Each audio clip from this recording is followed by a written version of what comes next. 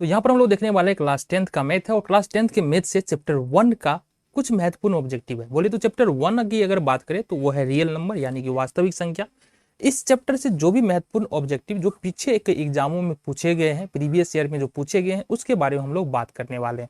पहला प्रश्न वो देखेंगे यहाँ पर गौर से, तो बहुत ही आसान प्रश्न है, बहुत ज्यादा यहाँ पर समझने की जरूरत नहीं है तुमको। यहाँ पर पहला जो प्रश्न है उसमें कहा जा रहा है कि 5005 के कितने अभाज्य गुणनखंड है। तो करना क्या है, बहुत सिंपल सी बात है, 5005 लिखेंगे, इसका अभाज्य गुणनखंड हमको ज्ञात करना है। कितना से लगा सकते हैं, सबसे पहले 5 से लगा देंगे तो यहाँ पर निकल जाएगा 1001।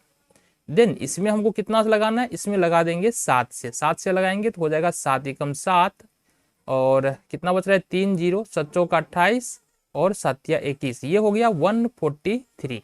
अब इसमें अपन क्या करेंगे, 13 से यानी कि 13 से लगा देंगे तो 13 एकम 13, एक बच रहा है 13 एकम 13, 11। अब अगर इसका अभाज्य गुणनखंडों को देखें तो 5 गुने 7 गुने 11, 11 नहीं, हाँ 11 तो आ रहा है ना, गुने 13 आ रहा है। ठीक है, तो इस प्रकार से, अच्छा पहले हम 11 से भी लगा सकते थे, चलो लगा दिया, कोई बात नहीं। तो यहाँ पर जो अभाज्य गुणनखंडों की संख्या है 1 2 3 4, यानी कि यहाँ पर 5005 के जो अभाज्य गुणनखंड है वो कुल अभाज्य गुणनखंड कितने हैं, 4 है। अगले प्रश्न की ओर बात करें, चलो जी। प्रश्न है निम्नलिखित में कौन परिमेय संख्या है। देखो यहाँ पर परिमेय संख्या को अगर तुमको पहचानना है ना, तो क्या तुमको याद रखना है, 2-3 बात हम बता रहे हैं उसको तुमको याद रखना है। इजीली तुम कोई भी प्रश्न तुमसे पूछेगा तो परिमेय संख्या को पहचान सकते हो। देखो अगर रूट वाला नंबर नहीं है, कोई भी नंबर इस प्रकार से लिखा हुआ है, जैसे कि हो गया 1 हो गया, -5 हो गया, 2/3 हो गया, 4/5 हो गया, -2/3 हो गया, तो इसमें तो कोई शक ही नहीं है कि ये सारे के सारे नंबर्स जो है वो परिमेय संख्या ही है। लेकिन अगर मान लो रूट के अंदर कोई संख्या चला जाता है, जैसे कि यहाँ पर √5 दिया हुआ है, तो हमको देखना पड़ेगा कि क्या 5 जो है वो पूर्ण वर्ग संख्या है या नहीं।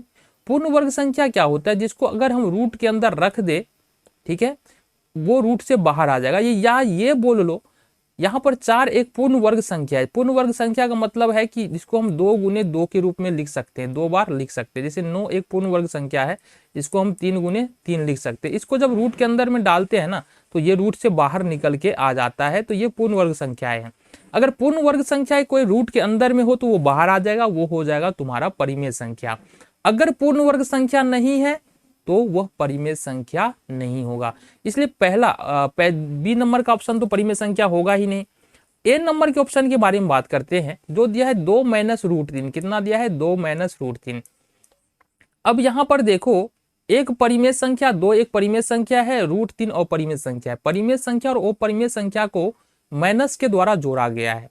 अब √3 चूंकि पूर्ण वर्ग संख्या है नहीं, रूट से बाहर आएगा नहीं, इस वजह से जो है परिमेय और अपरिमेय को जोड़ ले या घटा ले तो ऐसा फिक्स नहीं है कि परिमेय ही आएगा और परिमेय ही आएगा, वो तुम्हारे कैलकुलेशन पर डिपेंड करता है। अगर कैलकुलेशन के बाद तुमको यदि रूट नजर नहीं आ रहा है तो परिमेय संख्या होगा, कैलकुलेशन के बाद रूट नजर आ रहा है तो अपरिमेय संख्या होगा। यहां आगे कैलकुलेशन हम नहीं कर सकते हैं, इसलिए यह अपरिमेय संख्या हो जाएगा।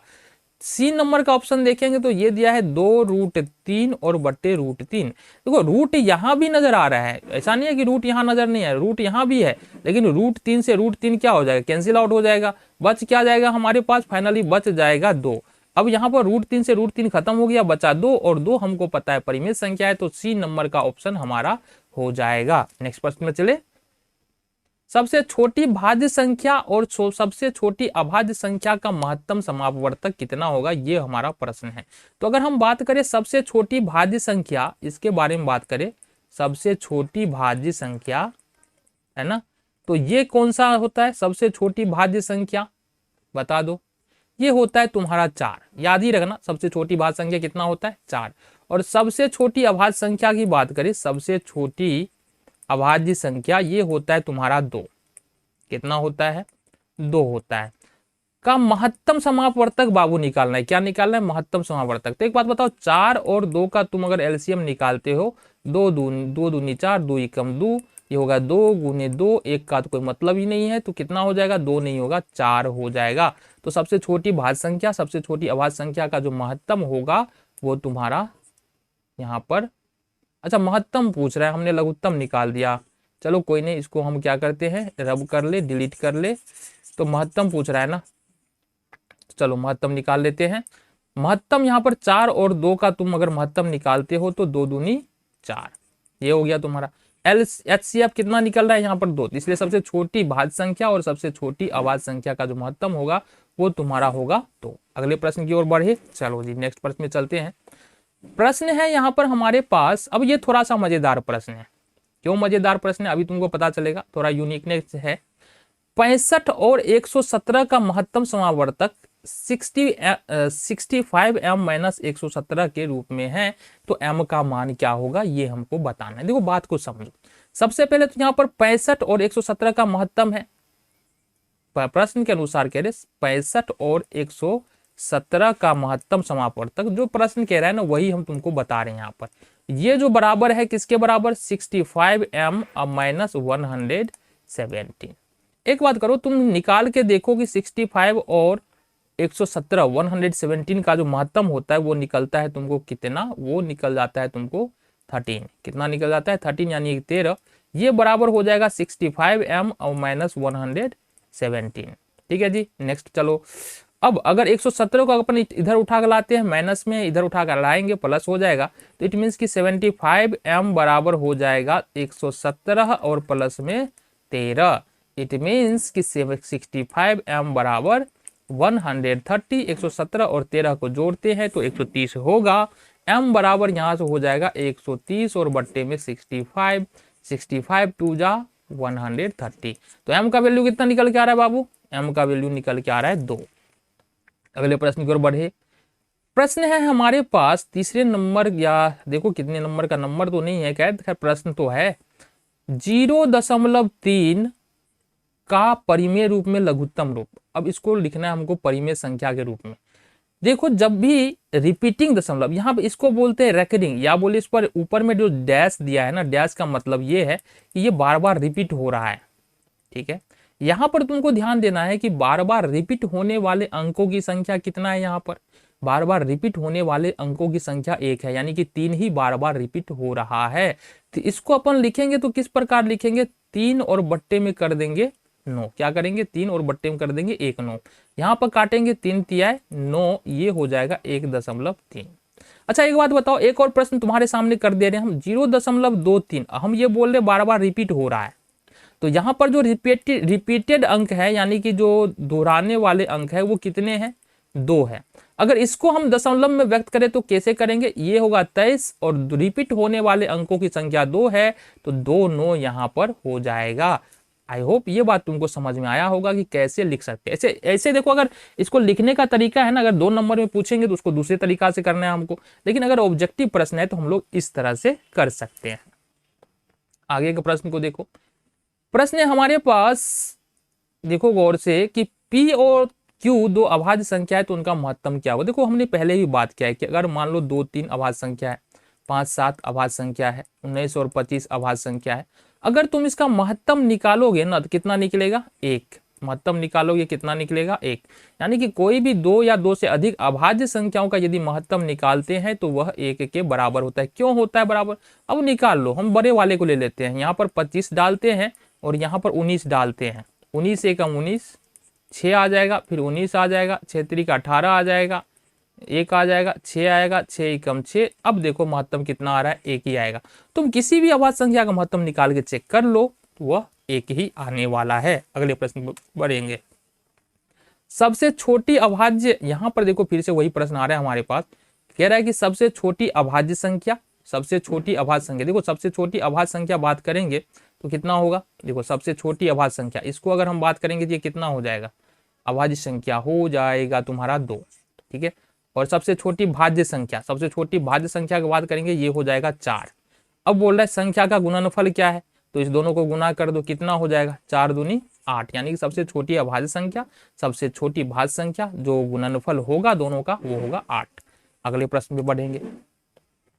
प्रश्न कह रहा है दो संख्याओं a और 18 का लघुत्तम समापवर्तक 36 है। प्रश्न समझो पहले गौर से, a और 18, यहां पर देखो a और 18 का जो लघुत्तम समापवर्तक है वो है तुमको 36। ठीक है, और जो महत्तम समापवर्तक है a और 18 का जो है वो महत्तम समापवर्तक जो है वो है तुम्हारा 2। तो a का मान हमको निकालना है। यहां पर देखो बात समझो, यहां पर जो पहली संख्या हमको दिया हुआ है वो दिया हुआ है कितना, पहली संख्या जो हमको निकालना है वो a निकालना भी है और दिया भी है a। दूसरी संख्या की बात करेंगे, जो दूसरी संख्या हमको दिया है वो है 36। साथ ही साथ हमारे पास जो दिया है लघुत्तम समापवर्तक ये दे दिया हमारे पास 36 कितना है जी 18 है ना, दूसरी संख्या 18 है बाबू, इसको थोड़ा सा देखो, दूसरी संख्या यहाँ पर 18 है तो 18 डालो। चलो दूसरी संख्या यहाँ पर हमारे पास कितने 18, लघुत्तम समापवर्तक 36 है और महत्तम समापवर्तक जो है वो है तुम्हारा 2।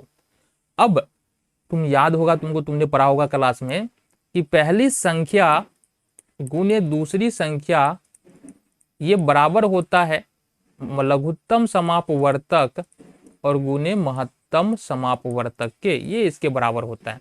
तो जैसा कि हमने बताया पहली संख्या तुम्हारे पास a है, दूसरी संख्या तुम्हारे पास 18 है, लघुत्तम समापवर्तक 36 है और महत्तम समापवर्तक 2 है। अगर तुम यहाँ से a का मान लिखना चाहो, a गुने 18 है, 18 को दूसरी तरफ ले जाएंगे तो ये हुआ 36 इंटू 2 और बट्टे में आ जाएगा 18, 18 2 जा 36, 2 2 जा 4।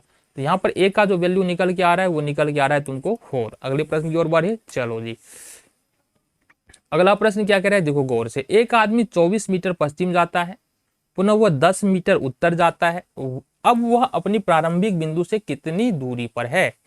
तो यहाँ पर अगर गौर से देखें हम प्रश्न को, तो यहाँ पर सबसे पहले तो हमको दिशा का ज्ञान होना बहुत ज्यादा जरूरी है, इसलिए हम सबसे पहले वही कर लेंगे। दिशा का ज्ञान हम ले लेते हैं, कैसे लेंगे आ जाओ। देखो सबसे पहले हमको क्या करना पड़ेगा, ये डायग्राम बनाना पड़ेगा दिशा के लिए, उत्तर दक्षिण पूरब पश्चिम। दिशा का ज्ञान होगा तभी तो बनेगा प्रश्न। ये हो जाता है हमारा पूरब, ये हो जाता है हमारा पश्चिम, ये हो जाता है हमारा उत्तर और ये हो जाता है हमारा दक्षिण। कोई भी व्यक्ति जब चलेगा तो मूल बिंदु यानी कि यहाँ से चलेगा।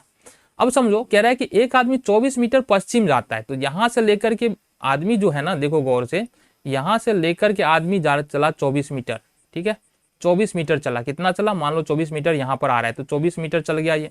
फिर कह रहा है कि वो अपने प्रारंभिक वह 10 मीटर उत्तर की ओर जाता है, फिर 10 मीटर उत्तर की ओर जाता है, इसका मतलब ये ऊपर की ओर जाएगा 10 मीटर। कहाँ चला 10 मीटर, ये 10 मीटर उत्तर की ओर जाता है। अब बोल रहा है कि वह अपने प्रारंभिक बिंदु से कितनी दूरी पे, मतलब चला था यहाँ से यहाँ आया, यहाँ से यहाँ आया, तो अब जो दूरी निकालना है हमको, कौन सा दूरी निकालना है, ये वाला। अगर मान ले A B C इसको हम बना दे, ठीक है, तो देखो ये एक राइट एंगल ट्रायंगल बन रहा है जिसमें ये कोण तुम्हारा 90 डिग्री होगा, बिल्कुल लंबवत है। तो अब अगर हम देखें त्रिभुज ABC में, त्रिभुज ABC में यहाँ पर AB बराबर कितना है 10 है और BC बराबर कितना है 24 है।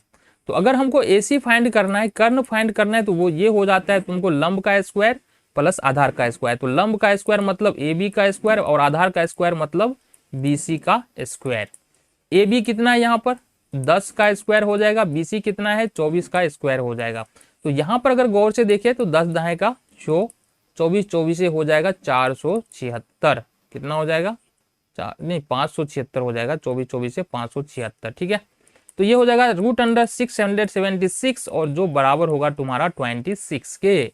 तो हमारा आंसर कौन सा हो जाएगा 26। चलो जी अगले प्रश्न को देखें। प्रश्न कह रहा है हमारे पास कि 3.27 कौन सी संख्या है। क्या यह एक पूर्णांक संख्या है, क्या यह एक परिमेय संख्या है, एक प्राकृत संख्या है या एक अपरिमेय संख्या है। तो यहाँ पर देखेंगे 3.7 के, यहाँ पर कहने का मतलब क्या है कि 3.27 लिखा हुआ है, इसका मतलब क्या हुआ, इसका मतलब हुआ 3.27 27 27 और 27। देखो जब तुम किसी भी भिन्न को यदि दशमलव में व्यक्त करते हो तो दो प्रकार का दशमलव होता है। जैसे कि मान लो अपन लिखते हैं 1/2 को, इसको अगर हम दशमलव में ले जाए तो ये 0.5 आएगा। अगर हम लिखते हैं 1/3 को तो ये 0.3 और ऊपर रेकरिंग लग जाएगा, मतलब ये रिपीट होना शुरू हो जाएगा इस तरह से। तो ये इसको बोलते हैं शांत दशमलव। क्या बोलेंगे इसको, शांत दशमलव। और इसको बोल देते हैं अपन अशांत दशमलव। क्या बोलते हैं, अशांत दशमलव। अब जो शांत दशमलव और अशांत दशमलव होता है ना, दोनों ही कौन सा संख्या होता है, परिमेय संख्या होता है। मतलब यदि तुम्हारे पास रिपीट होने वाले नंबर्स भी दिए हुए हैं और नॉन रिपीटिंग भी दिए हुए, जो रिपीट नहीं भी हो रहा है, तो दोनों के दोनों तो परिमेय संख्या हो जाएगा। तो अपना जो आंसर होगा यहाँ पर कौन सा होगा, बी नंबर का ऑप्शन हो जाएगा परिमेय संख्या। अगले प्रश्न की ओर बढ़ते हैं। यहाँ पर कह रहा है, आ जाओ, थोड़ा सा मजेदार तो है ये प्रश्न, है ना। प्रश्न है हमारे पास 6x⁴y, ये है, और साथ ही साथ दिया है 12xy का महत्तम समापवर्तक क्या होगा। तो इसके लिए तुम क्या कर सकते हो, इसके लिए तुम इसको फैक्टर कर सकते हो। 2 × 3 x4 है तो x × x × x × x, then y है तो y कर लिए। फिर नीचे में 12 का फैक्टर करोगे, 2 × 2 × 3 हो जाएगा, और यहाँ से x हो जाएगा और यहाँ से y हो जाएगा। ये हो गया तुम्हारा किसका फैक्टर हो गया, ये फैक्टर हो गया तुम्हारा 12xy का। अब महत्तम, अगर देखो गुणनखंड, हमको दो संख्याओं का गुणनखंड पता है और महत्तम निकालना है, तो कॉमन गुणनखंड देखो कि दोनों कौन सा ऐसा गुणनखंड है जो दोनों में आ रहा है। तो सबसे पहले तो देखो ये दो दोनों में है तो इसको पकड़ लो, ये 3 दोनों में है, इस 3 को भी हमने पकड़ लिया, ये x दोनों में है तो इस x को भी हमने पकड़ा, ये वाला x नहीं है, और लास्ट में जो है ये y है तो इस y को हमने पकड़ा। अब देखो हमारे पास क्या आ रहा है, महत्तम चूंकि हमको निकालना है तो महत्तम देखो लिख देते हैं यहाँ से।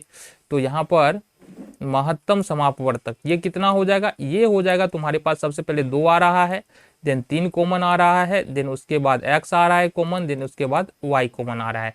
तो महत्तम कितना हो जाएगा, ये हो जाएगा तुम्हारा 6xy। देखो ऑप्शन नंबर कितना है तुम्हारा, 6xy, डी नंबर ऑप्शन, ये तुम्हारा उत्तर हो जाएगा। अगले प्रश्न की ओर बढ़ो जी। प्रश्न क्या कह रहा है, प्रश्न कह रहा है हमारे पास सबसे छोटी पूर्ण संख्या जो यहाँ पर देखो 16, 20 और 24 प्रत्येक से भाज्य हो। 16, 20, 24 प्रत्येक से भाज्य हो, तो बहुत आसान है। इसके लिए अपन क्या करेंगे, इसका लघुत्तम निकाल देंगे। 2 अट्ठे 16, 2 दाहें 20, 12 दूनी 24, फिर से कर लो, 2 चौका 8, 2 पंचे 10, 2 छाके 12, फिर से लगा लो जी, 2 दूनी 4, 5 और 2 तिया 6। अब मल्टीप्लाई करो, 2 दूनी 4 दूनी 8 दूनी 16 पंचे 80, 240, कितना हो जाएगा 240। अब दिक्कत यहां पर यह है कि 240 तो यहां पर आंसर है ही नहीं। प्रश्न क्या कह रहा है कि सबसे छोटी पूर्ण संख्या जो 16, 20 और पूर्ण वर्ग संख्या होना चाहिए, 24 से विभाज्य होना चाहिए। अब बाबू 240 निकाला है हमने, तो 240 पहली बात तो समझो ये पूर्ण वर्ग संख्या है ही नहीं, तो अपना आंसर होगा कौन। तो इसके लिए तुमको क्या करना क्या पड़ेगा भाई, 240 ऑप्शन में है लेकिन 240 आंसर होगा नहीं। क्यों नहीं होगा तुम्हारा 240 आंसर, ये समझो बात को। अबे ये क्या हो गया भाई, ये क्या हो रहा है, अरे ऐसे मत कर यार।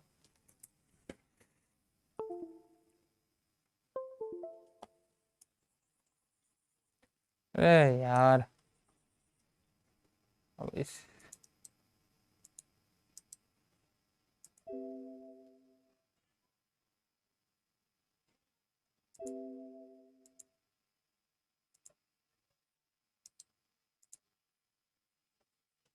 देखो काम ही नहीं कर रहा है यार।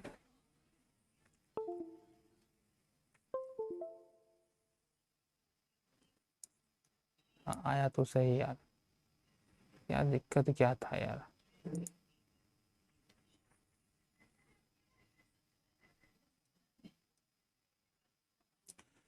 तो यहां पर हम बात करें थे 240 तो ऑप्शन में है, लेकिन 240 अपना आंसर नहीं होगा, क्योंकि यहां पर बोल रहा है बाबू पूर्ण वर्ग संख्या होना चाहिए। तो करना क्या, सबसे पहले तो देख लो जो ऑप्शन में दिया हुआ उसमें पूर्ण वर्ग संख्या कौन कौन सी है, उसी में से अपना आंसर होगा। तो बी नंबर 1600 ये पूर्ण वर्ग संख्या है, और 3600 यानी 3600 ये पूर्ण वर्ग संख्या है। अब हमको देखना है ये जो 240 हमने लघुत्तम करके निकाला है, इससे पूरा पूरा भाग इसमें लग रहा है या इसमें लग रहा है। तो जब तुम देखोगे तो 3600 पूरा पूरा डिवाइडेड हो रहा है 240 से, इसलिए अपना आंसर हो जाएगा डी नंबर का। तो प्रश्न हमारे सामने, दो संख्याओं का लघुत्तम समावर्तक इनके महत्तम समावर्तक का 14 गुना है। तो अपन क्या करते हैं, यहां से मान लेते हैं कि लघुत्तम समापवर्तक जो है ना, हमारे पास जो लघुत्तम समापवर्तक है वो है x, और महत्तम समापवर्तक जो है वो है y। ठीक है, लघुत्तम समावर्तक x है और महत्तम समावर्तक y।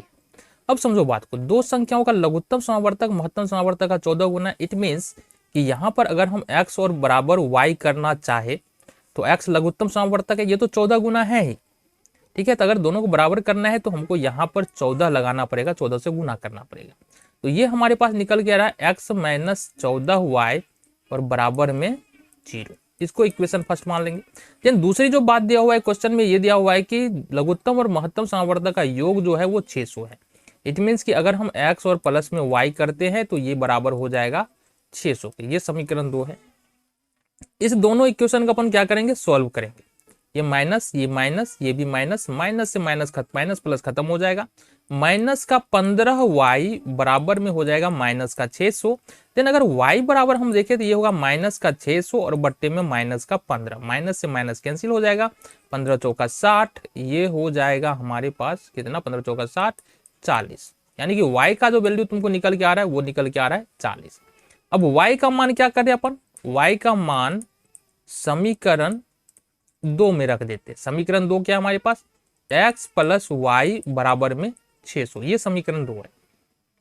अब यहाँ y का मान अगर हम रखें तो x का है नहीं, y का मान 40 है बराबर 600। अब यहाँ देखो, अगर हम इस 40 को अगर इधर उठा के ले जाए तो प्लस में, इधर जाकर माइनस में हो जाएगा। तो ये होगा x बराबर 600 माइनस 40। देन x बराबर हम लिख सकते हैं 500 कितना 60, कितना हो जाएगा 560। तो यानी कि हम बोल सकते हैं बाबू यहाँ पर कि महत्तम समापवर्तक जो निकल के आ रहा है, महत्तम समापवर्तक जो हमने माना था y वो निकला है 40, और लघुत्तम समापवर्तक जो हमने माना था, लघुत्तम समापवर्तक जो हमने माना था x, वो निकला है यहाँ पर 560। इतनी बातें क्लियर है। अब यहाँ पर क्या दिया हुआ है, लघुत्तम समापवर्तक निकल के आ गया, महत्तम समापवर्तक निकल के आ गया, और साथ ही साथ जो एक संख्या है वो तुमको यहाँ पर दे रखा है 280। कितना 280, देखो यहाँ पर दिया है ना एक संख्या 280, तो दूसरी संख्या निकालना है। हमको पता है कि पहली संख्या गुने दूसरी संख्या बराबर होता है महत्तम समापवर्तक और गुने में होता है लघुत्तम समापवर्तक, ये तुमको पता है। पहली संख्या क्या है, एक संख्या दी हुई है 280, तो ये अपन लिख लेंगे 280 गुने दूसरी संख्या निकालनी है जो हमको पता ही नहीं है। साथ ही साथ जो महत्तम निकाला है हमने निकाला है 40 और लघुत्तम निकाला है 560। अगर हम दूसरी संख्या की बात करें, यहाँ से दूसरी संख्या की बात करें तो ये हो जाएगा 40 गुने 560। चूंकि 280 इधर गुणाम है, दूसरी तरफ ले जाएंगे भागा में चला जाएगा, ये हो जाएगा 280। ये जीरो से ये जीरो कैंसिल आउट हो जाएगा, 28 दूनी 56 हो जाएगा। बचा क्या हमारे पास, 40 दूनी 80। तो दूसरी संख्या कितना निकल गया हमारे पास, 80। ये तुम्हारा ऑप्शन नंबर बी।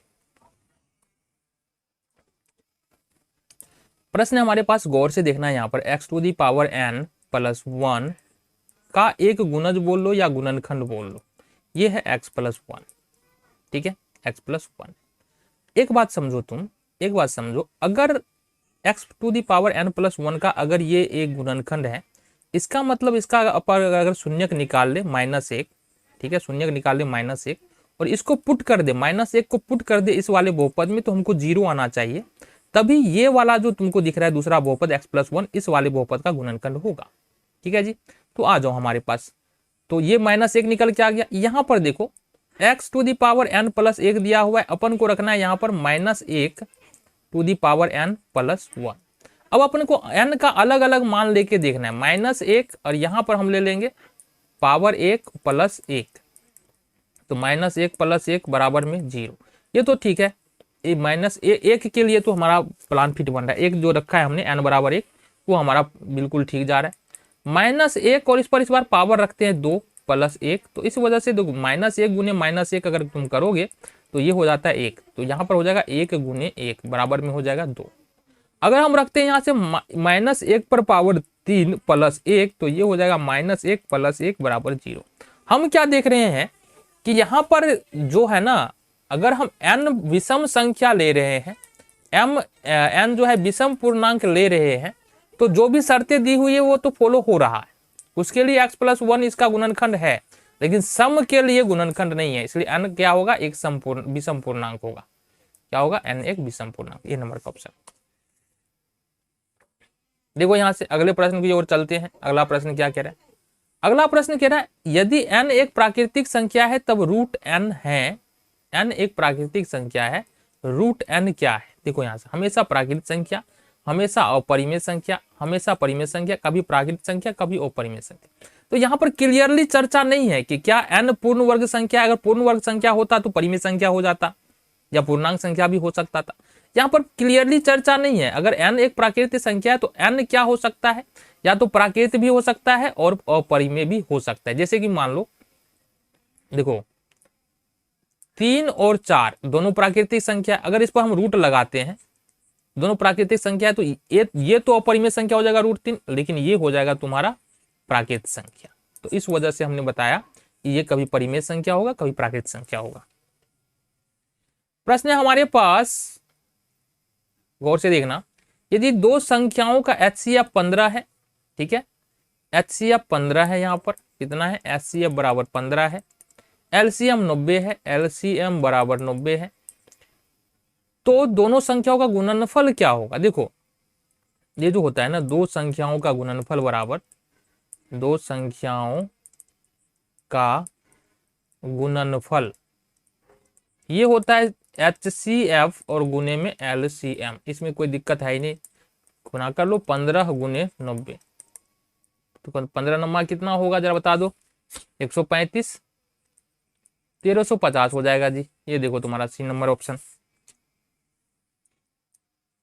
नेक्स्ट प्रश्न की ओर बढ़ेंगे। नेक्स्ट प्रश्न कह रहा है कि वृत्ताकार पथ पर 3 धावक एक ही स्थान से दौड़ना प्रारंभ करते हैं तो एक चक्कर लगाने में 3 घंटा, 4 घंटा, 8 घंटे का समय लगाता है। तीनों को प्रस्थान बिंदु पर पुनः मिलने में कितना समय लगेगा। मतलब ये वृत्ताकार पथ है ना, और कह रहा है कि धावक एक ही स्थान से, मान लो ये कोई स्थान है, यहाँ से चलना शुरू करता है तो एक धावक 3 घंटा में एक चक्कर लगाता है, दूसरा धावक 4 घंटा में लगाता है, तीसरा धावक 8 घंटा में एक चक्कर लगाता है। तो फिर कितने समय बाद जो है वो सारे धावक एक साथ मिलेंगे। इसके लिए क्या करना पड़ेगा, 3, 4, 8 का LCM हमको निकाल लेना है। ठीक है, निकाल लो। 3 एकम 3, 2 दूनी 4, 2 चौका 8, फिर से 2 से लगा देंगे। 3 एकम 3, 2 एकम 2, 2 दूनी 4, गुना कर लो, 2 दूना 4, 12, 12 दूनी 24। 24 घंटा बाद फिर से धावक क्या होगा, मिल जाए। तो प्रश्न है हमारे सामने, यदि भाग एल्गोरिथम में a बराबर BQ प्लस R, गौर से देखना, a बराबर BQ प्लस R में a बराबर 72 है और b बराबर 9 है, तो R का मान क्या होगा। गौर से समझना, इसको भूल जाओ अभी के लिए। भाग एल्गोरिथम में ये जो a होता है ये होता है भाज्य, क्या होता है, ये b जो होता है ये होता है भाजक, क्या होता है, भाजक। अब तुमको भाज्य दिया है, मतलब भाज्य 72 दिया है, भाजक दिया है तुमको 9। तो एक बात होता है, भाग देंगे कितना होगा, 9 8 72, ये खत्म हो जाएगा, शेष कितना आ रहा है 0, और शेष को बोलते हैं R। तो यही पूछ रहा है R क्या होगा, R 0 हो जाएगा। अगले प्रश्न को देखो। प्रश्न कह रहा है हमारे पास कि महत्तम समावर्तक AB गुने लघुत्तम समावर्तक AB बराबर होगा, किसके बराबर होगा। तो किसी भी संख्या के यदि हम लघुत्तम, मान लो A और B का लघुत्तम समावर्तक निकाल रहे, AB का लघुत्तम समावर्तक, और इसको मल्टीप्लाई कर लिए इसके साथ, AB के महत्तम समावर्तक के साथ, AB के महत्तम समावर्तक के साथ, तो ये जो बराबर हो जाएगा वो किसके बराबर होगा, ये बराबर हो जाएगा तुमको A गुने B के। कौन सा ऑप्शन हो जाएगा, ये वाला। अगले प्रश्न को देखो। बाबू पूछ रहा है, क्या पूछ रहा है कि कौन सी संख्या है। देखो इस पैटर्न पे जो भी तुमको नंबर्स मिलने वाले हैं वो तुमको अपरिमेय संख्या होगा।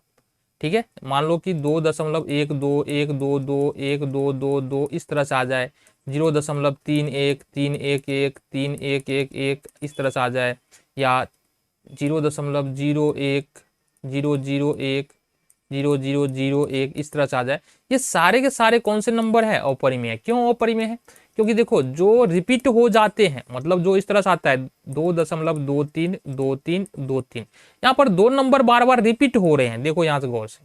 या फिर दूसरा नंबर जो मान लो 2.5, ये रिपीटिंग और नॉन रिपीटिंग दोनों संख्याएं जो है वो परिमेय संख्या का दशमलव रूप है। ठीक है, किसका रूप है, दशमलव रूप।